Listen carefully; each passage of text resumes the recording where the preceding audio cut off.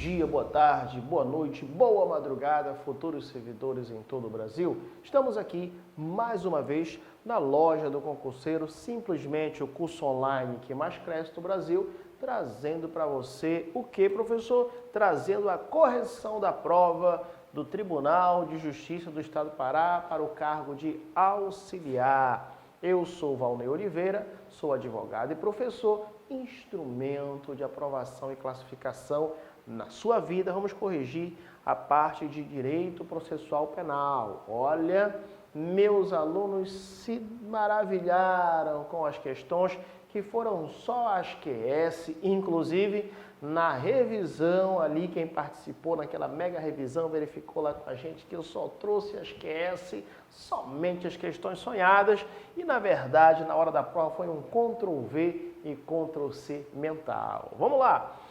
O item 1 diz assim, a questão de número 46 diz assim, acerca da ação penal, julgue os itens a seguir. Havendo inércia do Ministério Público em oferecer a denúncia, a titularidade da ação penal passa ao ofendido que atuará no polo ativo, certo? Errado? Errado. Por quê? Porque, havendo a inércia do Ministério Público, nós podemos observar aqui no artigo 29 do Código de Processo Penal, havendo a inércia do Ministério Público, nós aprendemos que é possível a ação penal privada subsidiária da pública. Essa inércia, só para a gente relembrar o tema, é o indiciado preso 5 dias, o indiciado solto 15 dias. E o artigo 29, ele é claro, dizendo que será admitida ação privada nos crimes de ação pública, é ação penal privada subsidiária da pública, se essa não for intentada no prazo legal, falamos agora, 5 dias indiciado preso, 15 dias indiciado solto. Cabendo ao Ministério Público aditar a queixa, repudiá-la e oferecer denúncia substitutiva, intervir em todos os termos do processo, fornecer elementos de prova, interpor recurso e, a todo tempo, no caso de negligência do querelante, retomar a ação como parte principal. Então, na ação penal privada subsidiária da pública, o Ministério Público continua sendo titular, mas a possibilidade de propor ação passa ao ofendido, traz o erro da questão dizendo que o Ministério Público perde a titularidade. Questão número 2, aliás, item 2. Em caso de pedido de arquivamento de inquérito policial pelo Ministério Público, o juízo poderá designar outro promotor para dar início à ação penal? Não, veja bem. Em caso de pedido de arquivamento do Ministério Público, nós aprendemos o quê? Que o juiz, entendendo que não deve arquivar, ele não vai mandar para outro promotor, ele vai mandar para o procurador-geral, que é o chefe do Ministério Público. E o procurador-geral, ele terá ali 3 opções. Se ele assim quiser, ele mesmo fará a denúncia, ou se ele quiser, ele pode designar outro órgão do Ministério Público para fazer a denúncia, ou se ele insistir no arquivamento, aí o juiz terá que arquivar. Então, erra essa questão, porque você pode acompanhar comigo. Meu aluno já estava até dando náuseas, meus alunos tomaram até um medicamento que estava passando mal de tão fácil que estava a questão, lá no artigo 28 do Código de Processo Penal.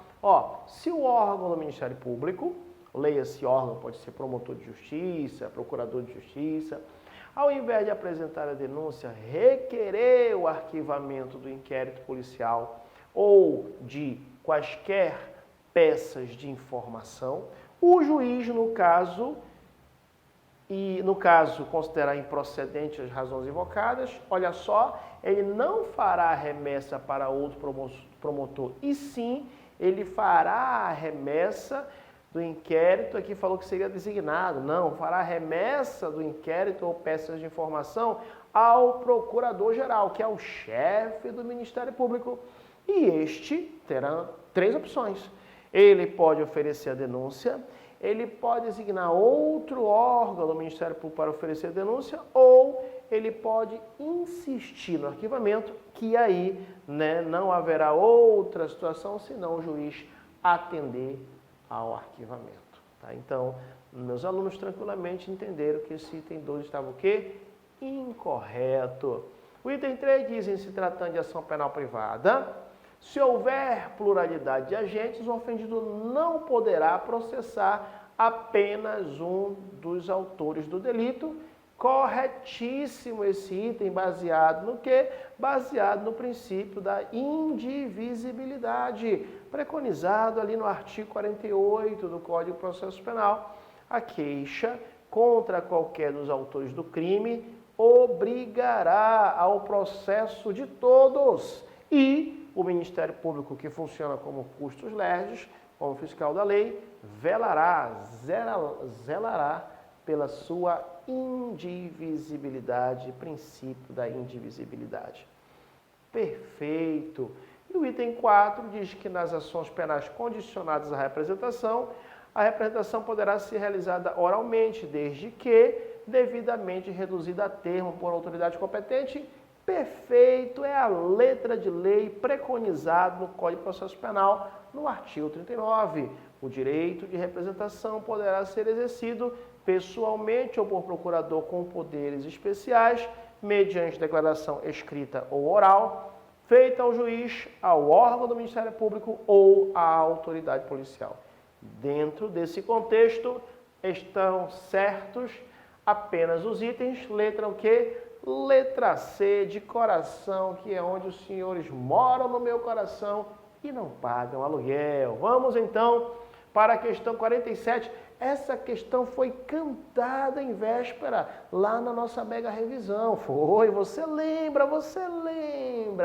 Os alunos lembram, foi só Ctrl+C, Ctrl+V mental. Lembra que eu dei um macete para vocês? Olha, até brinquei. Se não cair essa questão, lembra? A banca aplica em todo o Brasil, tem que aplicar, que foi o quê? O impedimento ou a suspeição dos juízes. Aí eu trouxe o macete do in, lembra? Professor, esse macete do eu nunca vi em lugar nenhum da internet, é porque eu sou o sucesso no mundo todo, sou eu que invento esse macete. Depois o povo copia, mas quem inventa sou eu. Macete do in e o macete do quê? Do EISUS. Lembra? Ah, meus alunos lembram, você lembra. O que era o macete do in? Falou em impedimento, são fatores internos ao processo.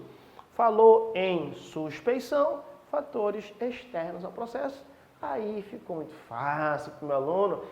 Estaria impedido o juiz, vamos ver a situação que é interna ao processo. Que tiver escrito artigo científico ou em coautoria com uma das partes, não é interna ao processo. Que sinta forte emoção em relação ao crime do processo, não é, também não está preconizado na lei esse termo. Inimigo capital denunciado, não, aí é externo, suspeição. Cujo cônjuge tenha atuado como testemunha nos autos do inquérito, é essa a alternativa correta. Que tiver conciliado de uma das partes, não é impedimento, é suspeição. Pronto! Meu aluno fez brincando essa questão, lembrando do artigo 252, em especial o inciso 2, que fala que o juiz não poderá exercer jurisdição no processo em que ele próprio houver desempenhado qualquer dessas funções ou servido como testemunha. As demais outras hipóteses representam causa de suspeição elencadas no artigo 254 do Código de Processo Penal. Meus alunos mataram tranquilo essa questão. Aqui na loja do concurseiro, curso online que mais cresce no Brasil. Bem, questão 48 foi super tranquila também a respeito de prazos. Eu falei, senhores, eu cantei a bola. Eu falei que prazos, não tenha dúvida, só tem um artigo que vai trabalhar e foi o que caiu em prova, né? A respeito de prazos processuais, está a opção correta. Qual é a opção correta aí, pessoal? Letra o quê? Letra A. Caso o advogado seja intimado para apresentar a peça processual no prazo de 5 dias, em uma quarta-feira útil, o prazo final para o protocolo da peça será a segunda-feira subsequente. Era só os senhores lembrar o que eu mandei vocês lembrarem. O artigo 798, parágrafo 1º. Todos os prazos correrão em cartório e serão contínuos e peremptórios, não se interrompendo por férias, por domingo ou por dia feriado. Não se computará no prazo o dia do começo, incluindo-se, porém, o do vencimento. E aí, meu amigo, foi super tranquilo, era só você lembrar. Vamos relembrar aqui na prática. O prazo é 5 dias, foi uma quarta-feira útil, perfeito. Não conta, inclui, começa no dia posterior. Quinta, sexta, sábado, domingo, segunda, subsequente, perfeito, letra A. Sabe de quê? De amor. É o que eu sinto por vocês. É isso aí. Vamos para a questão de número 49. Essa questão também foi cantada na revisão. Professor, teve os alunos já me mandaram no WhatsApp. Professor, eu amei a sua revisão, é incrível como o senhor conseguiu trazer só as QS, só as questões sonhadas. Claro. Sabe que eu vou te dar o segredo? Você só sonha aquilo que você vive. Por que que eu digo que eu trago nas minhas aulas, na loja concurseira e nas minhas aulas presenciais, somente as questões sonhadas? Porque eu vivo a banca.